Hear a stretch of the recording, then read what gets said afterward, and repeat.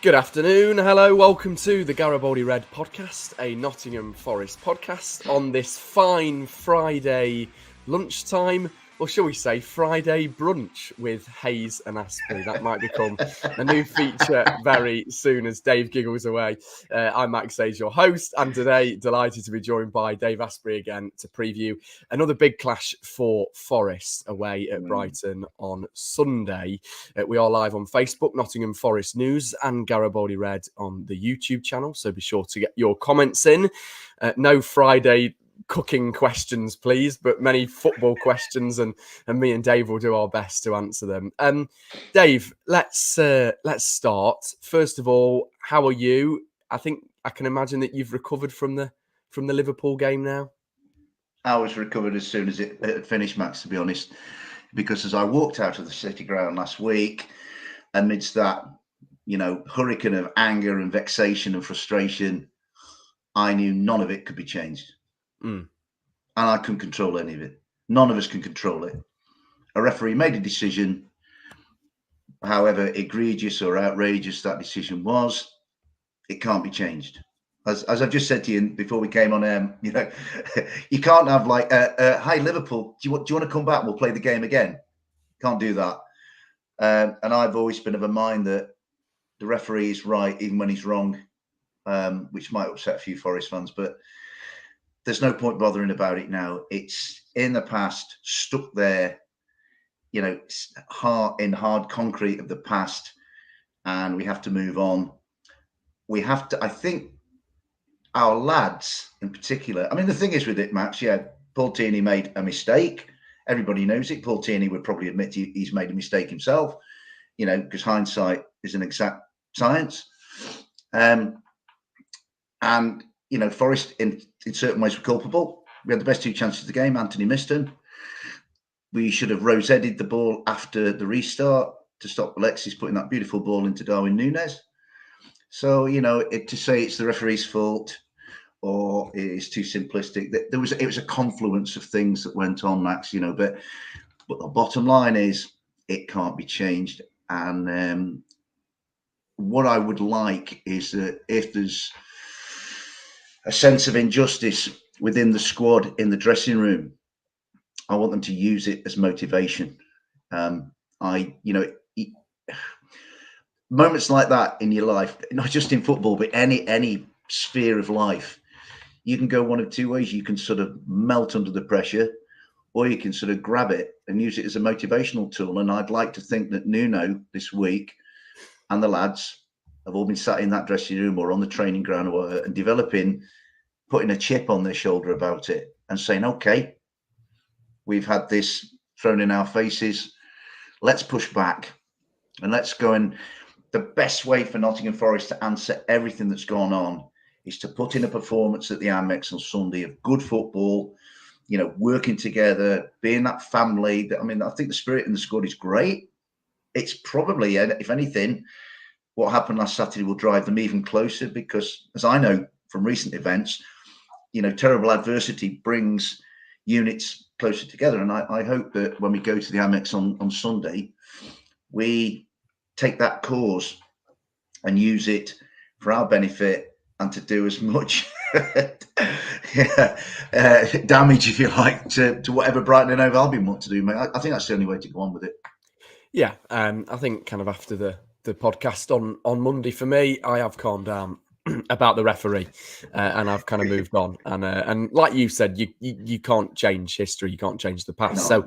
So we move on to a huge game against Brighton that we will touch on. We are live on Facebook and YouTube. Maurizio says ciao from Italy and also says, after the big defeat here in Italy, I'm afraid Brighton will be angry and hungry to batter us on Sunday. That's not a bad point at all. There you go. Yes. So when you look at a game on Sunday, Dave, and in fact, before we do, I want to kind of just quickly touch on where Forest are potentially at the moment. And obviously we hear the outcome of the points deduction very soon. Forest's, it's the last day of almost the hearing with the Premier League for Forest allegedly breaking PSR rules, otherwise known as FFFP. It's such a complex situation. I don't really want to get into that too much. But do you almost feel, Dave, that Nuno will be motivating the players ahead of Sunday, and also around the club at the minute there might be a bit of a siege mentality, given that, look, we're Forest and everybody's against us at the moment, and we've got this points deduction looming and we're having these bad referee decisions. And I can remember, Dave, we've had this conversation in the past. You talk about Luton having kind of that siege mentality, Everton having that mentality. Potentially it's Forest's turn, and it's almost Forest against everyone, us against everyone.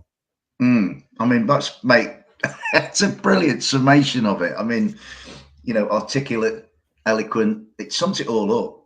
And Nuno, I mean, let nobody be in any doubt about Nuno's feelings. I thought he conducted himself brilliantly last week. Nuno, he's not a man to be messed with.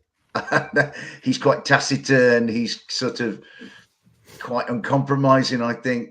And he himself, I looked at the thing that gave me the most hope going into this week was Nuno last week talking to Colin, which was like 90 seconds of barely concealed contempt and anger, not for Colin, but for just the situation.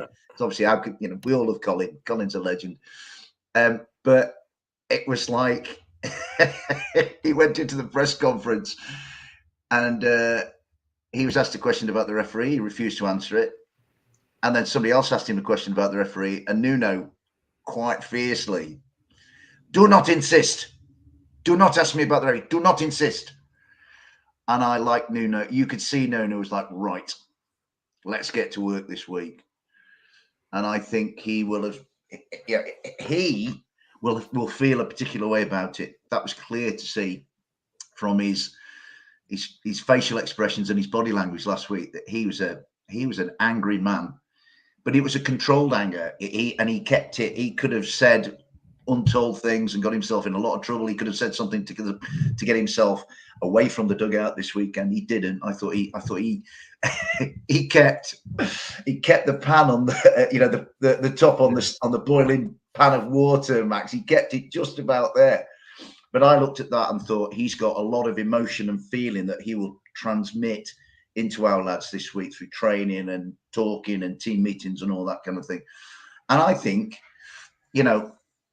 me and White, we might be the angriest team in the country at the moment. With the greatest sense of being hard done by, if you like. But I also think as well, he will say to them, you had opportunities, you're as culpable in some ways as officialdom.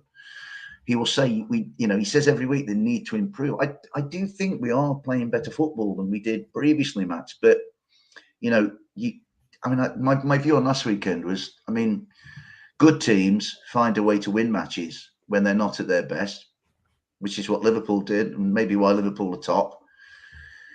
And average or teams that need to improve play well and find ways not to win, and that's us, and that's why we're 17th. And but then again, taking that performance last week, he will say to them, there was so much in that performance last week to like about us. At one point last week, the afternoon looked like it was going to go really, really bad for us.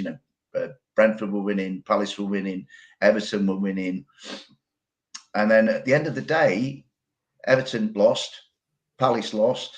Brentford were held to a point. Luton looked like they were going to make ground, and then, bless him, Luca Digne came and helped us all out.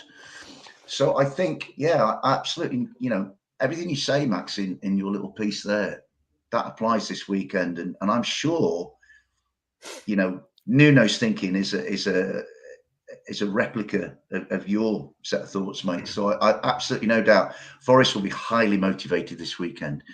And I just hope they go the let's use it as fuel route rather than, oh God, woe is us, what can we do about it? They've got 11 games. I think it's 11 games to put themselves in a position to stay in, the most high profile sporting league in the world. And they've got to attend to business. And what happened last weekend, it can't be changed now. It's got to be forgotten, really.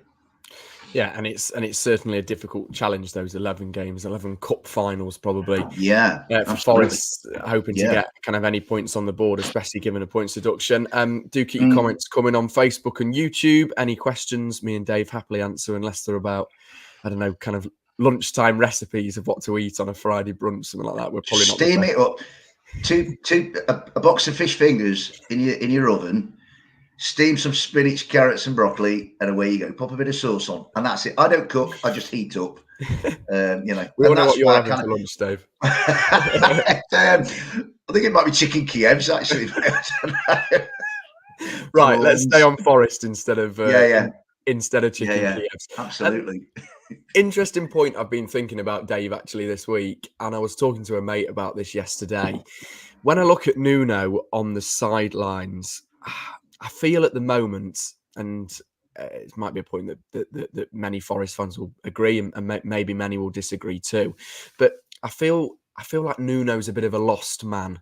He looks down, given kind of the recent refereeing errors, recent turmoil off the pitch with a possible points deduction.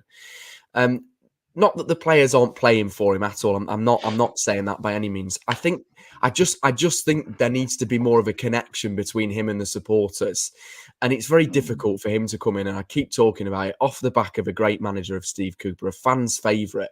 But I just kind of want the Forest fans to kind of feel Nuno and kind of get him and really kind of almost build a connection with him, like they did with Steve, because the next 11 games, he's going to need it, and the team are ultimately going to need it.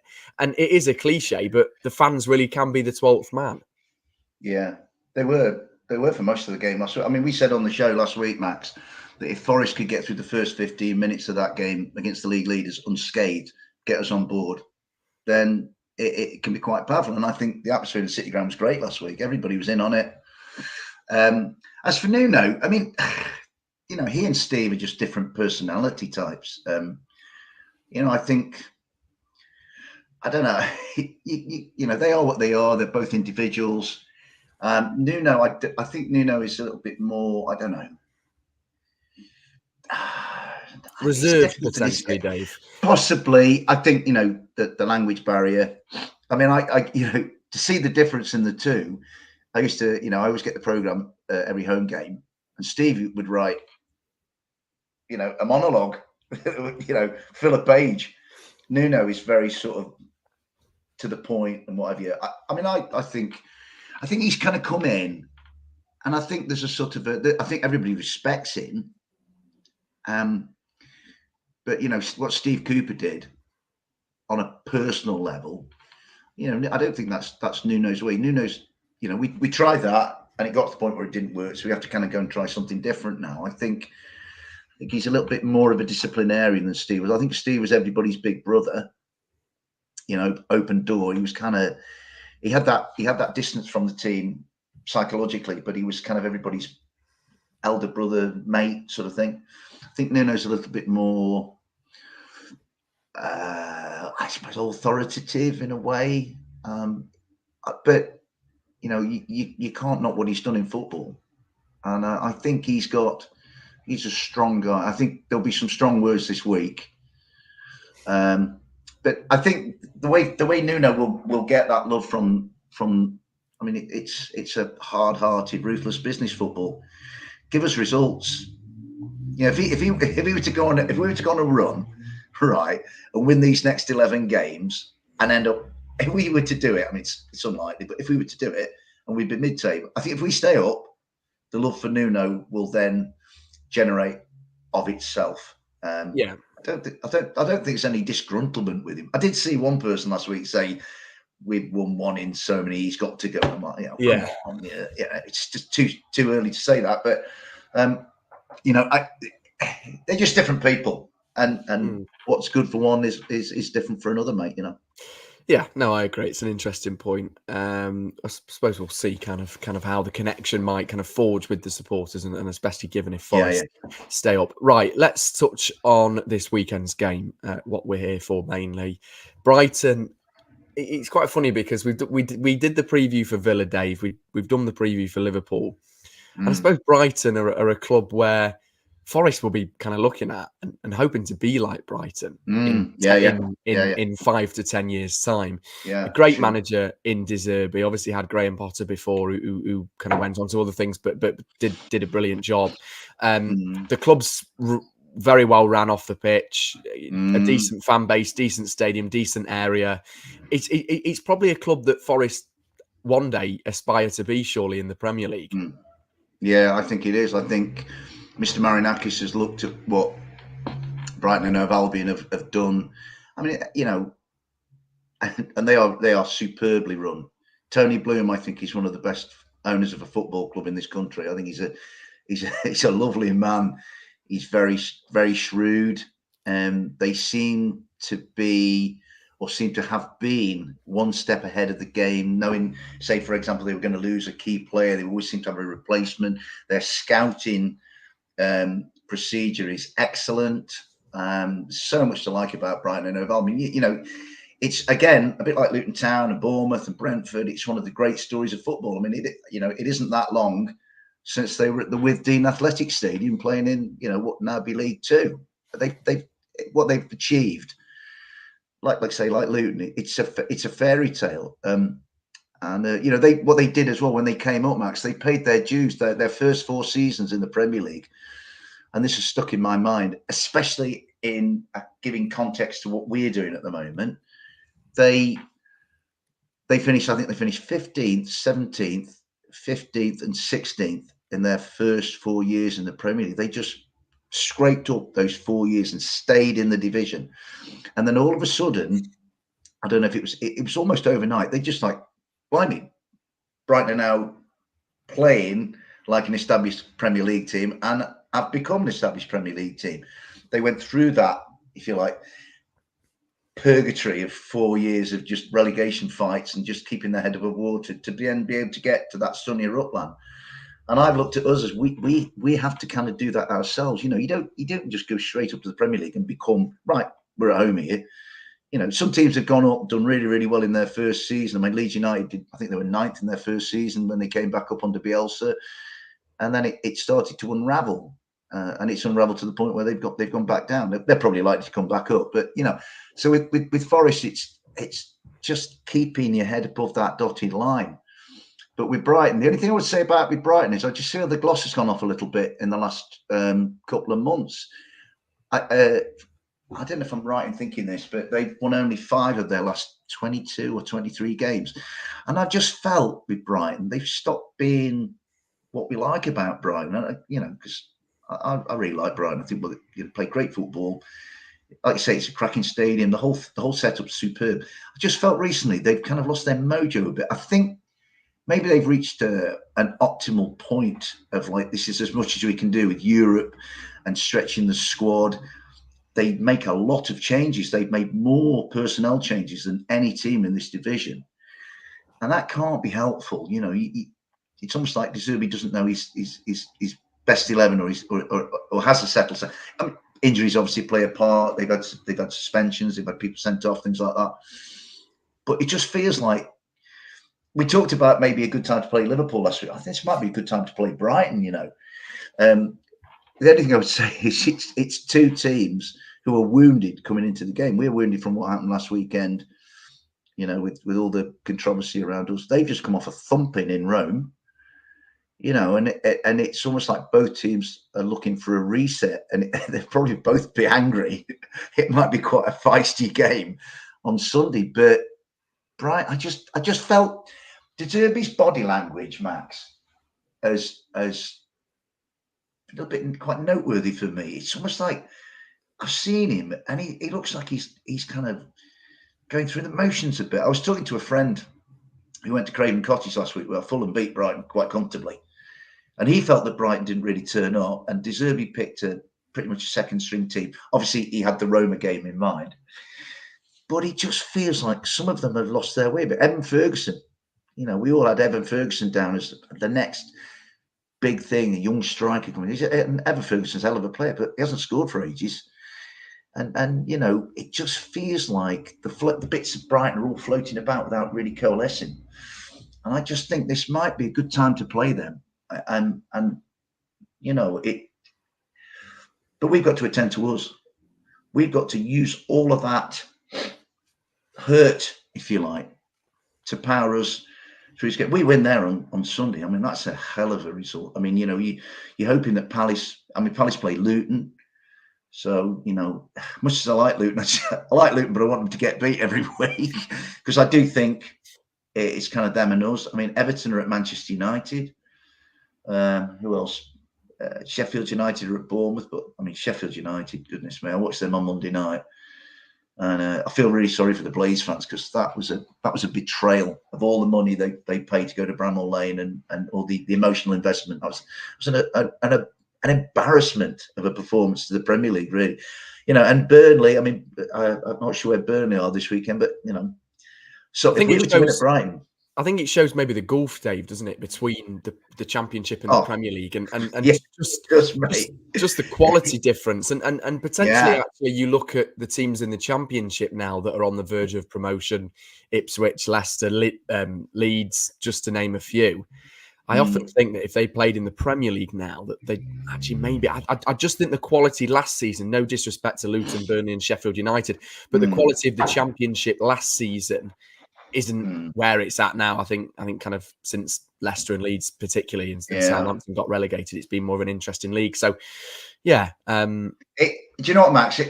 You might get this weird situation, and it's been in the back of my mind, this sort of odd occurrence where the three that went down come back up and the three that came up go straight back down. I'm not sure it's ever happened. But there's always a first time for these things, and you get a feeling that, I mean, Luton have got a game in hand on us, but there's still 4 points back. That game in hand is at Bournemouth, which obviously will be an emotionally charged evening because of what happened when Tom Lockyer collapsed at Dean Court. The only team that, if you look at the top of the Championship, the bottom three of the Premier League, and the top sort of three and a bit, Ipswich, I tell you what, they didn't half score some goals. And Kieran McKenna, I actually think, is doing an incredible job at Ipswich Town. And what he's achieved there, in a quiet way. I mean, it's a brilliant bit of coaching. That, I mean, this week I watched the game. They were playing Bristol City. They were 2-1 down with like 8-9 minutes to go, and somehow found a way to win it. And Ipswich, every time people write Ipswich off as, oh, they just come up, they can't possibly keep up with Leeds, Leicester, and Southampton. And then you've got West Brom and Hull are in there as well. I think they're really good teams, But you're absolutely right. I mean, the gulf, the gulf between the top of the Championship and the bottom of the Premier League, there's a bit of a gulf. But the gulf from the bottom of the Premier League to certainly the big three at the top now is huge. But then on the other side of that, mate, Forest, who were 17th, played the league leaders last week, and that was a game that Forest could have won. So maybe Forest showed that the gulf isn't that great. Do you know what I mean? I mean, it's almost like when at the moment you establish some kind of trend or theme, Max, along comes a fact. Say, well, actually, that's not quite the case, So, I mean, the gulf was there when Arsenal played Sheffield United. The gulf was colossal. When Nottingham Forest played Liverpool last Saturday, the gulf wasn't all that great because I actually think Anthony sticks his 2 chances away. We pull off an incredible, famous win. So, yeah, football, isn't it, Dave? Exactly. Yeah, bonkers, mate. So much to talk love about. It. Yeah, exactly. It is, and also, it's funny you actually mentioned Ipswich there. Just on a side note, I wouldn't mind Ipswich getting promoted. I can remember when Forest beat them on the last day to stay up with Warburton. Yeah. Cheeky plug as well for the Mark Warburton interview. If you've still not listened to that on Garibaldi Red, it's still out. So be sure to listen to that. And Mark touches on that brilliant day. And I actually can remember Ipswich, the fans and the manager in particular, Mick McCarthy at the time, were very complimentary to Forest. And I can remember Mick McCarthy saying in his interview that he was glad his side lost because Forest was such a big club and he didn't want to get them relegated to League One. And it just made me feel like, I love him. So for those reasons. Yeah, Mick McCarthy. I love Mick McCarthy. It's a good impression, Dave. It's a good impression. Not bad, is it? The only thing I can say is his name. I can't say anything else as Mick McCarthy, mate. Yes. Right. Let's go back to Forest. And when you look at the Brighton game again on Sunday, Dave, away from home, and we know that Forest aren't great away from home. You follow them week in, week out. You go to more away games than I do. You'll be there on Sunday. I won't be, but yeah, I'm a glutton for it, Max. yeah, you are. But how do Forest almost have this mentality? And I suppose it comes in with this 11 cup finals and a possible points deduction. But Forest have really got to sort their away form out, and we have this season, and we've won more away. And you look at games like Brentford, perhaps, where we narrowly lost 3-2, and we gave ourselves a very good account playing away at there. But you just wish that Forest could go away from home and just have that confidence that they do when they play at the City Ground, perhaps. Yeah, do you know what, Max? I always kind of felt. I mean, last year there was a clear dichotomy between what went on at the City Ground, which effectively kept us up, and what went on or didn't go on away from home last year. I always felt, and I'm not being wise after the event, that there would be a little bit more of a balancing, that we wouldn't be quite as good at home this year as we had been last year, and we might be a little bit better away from home. And I think that has happened, not to a great extent. I think there's a little bit more of a leveling up. I mean, Newcastle away was fantastic. Chelsea away was fantastic. There have been other games that we've been on the road. We've been in more games away from home this year than we were last year. Arsenal on the first day, Manchester United the second away game, Palace away. We should have got something there that day, that great run by Murillo. There are other games where we've gone away from home. You kind of Brentford, and you kind of think we could have got something there. So I think Forest have got better, but they need to be getting better still. It's all well and good putting in good performances, but points is everything. Points make prizes, and we need to start getting points, because you can have all the nice performances in the world, but if the points on the board, then effectively those performances have been a waste of a performance, because you need to get the points on the board, and especially now, we're playing this brinkmanship game again, where we're in the mire, we're in a battle. We might lose some of the 24 precious points that we've already garnered. We might have those taken off us. So it's getting to the point now. Performances are one thing, but getting results, and it goes back to Nuno gets results, and the love from the stand. That rapport that Steve had it. He cultivated it. Nuno will cultivate a similar love from the stands by getting results. It's just get the points on the board by hook or by crook. I would love it, to quote Kevin Keegan, if we went to Brighton on Sunday, played abysmally, and came away with a 1-0 win. I'd rather us play averagely and get a sneaky 1-0 win than go there, play brilliantly, and get beat 4-3. I mean, we have so much improvement that we need to make. But I do think we are better away from home, but it still isn't enough. We have to. I'd like us to go somewhere. The only place we've done it, we went to Newcastle, and we just stamped our authority all over that massive ground, and all over that huge crowd, and all over that Champions League team that have been this year. And we just dominated it, and it was great to see. It was a bit, blimey, what am I witnessing here? Especially having gone behind. And I think I'd like us to do that. I'd certainly like us to do it this week. The following week, I actually think it's the biggest game of our season. It's a cup final. It's almost like a playoff final against Luton, if you like. If we go to Kenilworth Road and get 3 points, then I think I would be then saying, well, yeah, maybe we will stay up. You know what I mean? That obviously at the end there's this sort of extraneous factor of what's going on in the courts and what Mr. DiMarco happens to do and all this kind of stuff. So it's the feast is moving around a bit, but getting points on the board, it's just the most crucial thing, mate. Because get some on the board, so that if we have some taken off, well, at least it reduces the gut punch that we get from it. Yeah, no, I completely agree. You mentioned Nick DiMarco there. He is in his final hearing with Forest representatives and Premier League representatives today as they meet to discuss Forest charge and all the legal stuff around that. When we do know the outcome of that, we'll have a podcast on Garibaldi Red. We spoke to Dave, actually, who is a financial expert. Not you, Dave, sadly, another Dave. No, I'm not a financial expert, Max. And Dave, don't trust me with your money, mate. It's a good job you're not doing the Forest points deduction then. No, Dave Dave Powell gave some very good points, so we'll probably have him on again next week and we'll break it down.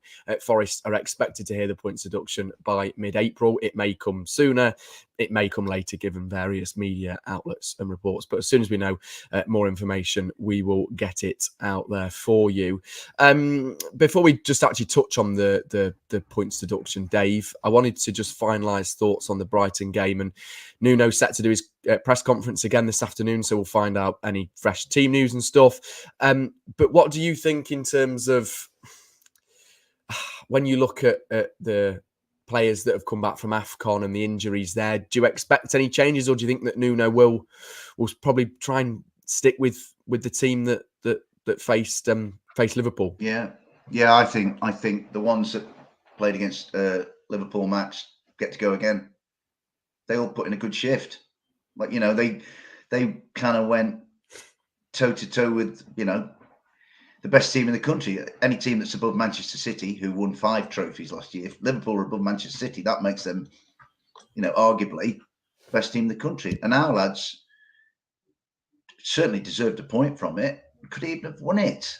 I mean, so there's so much to kind of think that, for me, I just played the same 11 again.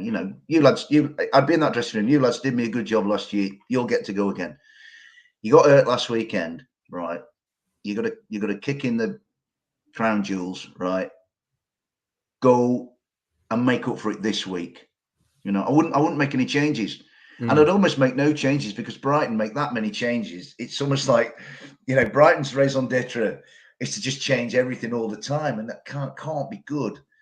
Whereas I think with us, I'd play the same team again. I really would. Maybe Taiwo starting instead of Divock, but Divock played. I mean, Divock had a great chance early on. That shot wasn't far away. I was right behind it in the trend then, and so no, I wouldn't be changing too much. Keep a settled side. Let's keep a winning side, not a winning side, but a side that played well. Forgive me, but a side that conducted itself really, really well. I mean, the last 2 games we've lost to Manchester United, we've lost to Liverpool, but there were things in those games you kind of think, it's good, but no, I wouldn't be making too many changes. Same 11 for me. Yeah, no, I agree. And actually, can I just say, let's give Matt Sells. The fact that Matt Sells has hardly been mentioned in dispatches, to me, is a good sign, right? I've been on umpteen podcasts, far too many for poor people out there having to see my face all the time. But the fact that we used to talk about Matt Turner and Odysseus Flacco-Dimas and all our goalkeeping issues. Since Sells come in, it's been pretty, and he made a couple of great saves last weekend. The one from the header was an amazing save, So I want to give Matt some credit. He's done well, he has, that man. Yeah, I agree. My dad's actually watching the podcast live and says Dave is an expert in tea drinking. He is. Absolutely. Many times, Dave, have you been round to our... Chamomile, Ben. Chamomile, mate. Many times have you been to Hayes HQ and had a cup of tea and talked to us about Forest for too long. Right, let's finalise, Dave, before we just touch on the points deduction and a few other points. Brighton game on Sunday. Finally, how do you see it going, predictions wise? I'd be hoping that Forest can get. I think it'd be a huge result. I mean, it'd be an incredible result if we get a win. I mean, I'd replicate last season. I'd genuinely take a 0-0 draw, a point on the board, and then you play the cup final against Luton next week. Yeah. We have to get something, and I little freaking feeling that we will get something. I believe that, I suppose it's karma in it and all that kind of stuff, and life evening things out. And we last week was tough, but there was lots to like about our attitude in that. And I think we can get something. I think this is a good time to play Brighton. I think it'd be a draw, because I think they'll be thinking about what happened in the Stadio Olimpico last night. We'll be thinking, right, we need to move on as best as we can and in the most positive way from last week. So both teams have got questions to answer. I guess most people will have Brighton to win because it's home advantage. And like as we both alluded to, Max, we're not great travellers. I've just got a funny feeling for Forest to do something this week, and and thinking back to that night at the Amex, we were completely outclassed and outplayed, and got a 0-0 draw. That was the night of Yatesy had a black eye and his nose was bleeding. He was properly in the trenches, our Ryan, that night. But it was a great point that then I think the following game after that we beat Liverpool at the City Ground. We did. So you know, I mean the thing I'm looking for, you go to the Amex and padded seats, Max, in the away end. You know what I mean? Not that we ever really. It's really padded seats. Wow. Padded seats in. They put the thing. I don't know why they bother. In fact, I don't know why they bother. Put everybody in away sections stands up, and poor old Brighton put all these lovely. Brighton might have armchairs there in the away section, but nobody's ever going to sit pop their Nottingham bums on them. You know, we're all standing up like. But you know, if we get something, I'd be really, really happy. A win, then my mind would be soaring into the stratosphere. It'd be a fantastic. I just got a feeling that, you know, they take it away with one hand and maybe they give us back with another. And I just think, you know, life's not frustrating and vexing every day. You get days which are great, and often the great days come when you don't expect them. And I just got a funny feeling, Matt.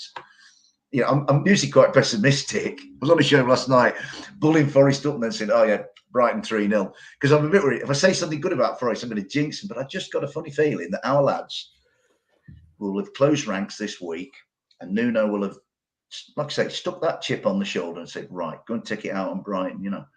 Yeah. So yeah, I just got a funny feeling, mate. I'm not going to give you a score prediction. Okay, fair enough. Just got this feeling in my waterworks, mate. You know what I mean? I hope you're right. And it's not the tea talking instead of Dave's bladder. That's the way it is, mate. Not right, let's end the podcast on. The other thing, sorry, Matt. Yes. The other thing, mate. Just we've got the spirits on our side this week because Sunday, and I hope everybody remembers this and has sorted it out. It's Mother's Day on Sunday, right? And it's very poignant and special for me because my little mum, our little Greta, she would have been 87 on Sunday. And I know for a fact that her spirit is travelling with me to the Amex. And her spirit has said it's going to get at Deserby and it's going to get at Lewis Dunk and all these. So we're doing it for Greta on Sunday. We are. That's a nice point, Dave.